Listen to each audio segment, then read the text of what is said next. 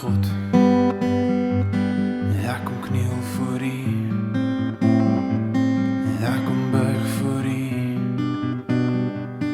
met 'n hart vol liefde. Here God, ek kom staan voor U, met 'n Vader se gebed, met alles wat ek het. Lewens gevul word met liefde, gevul met genade, geken word as volgers van Christus, met die krag van die Gees en die liefde van die Seun.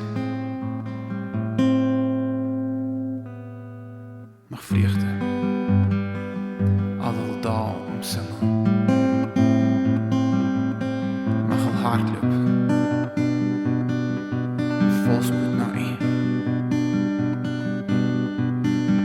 mag al kragtige dade doen met die werk van die Gees, mag U gawes in hul lewens heers, met die Vader se liefde kom ek voor U, Heer, vir my seuns.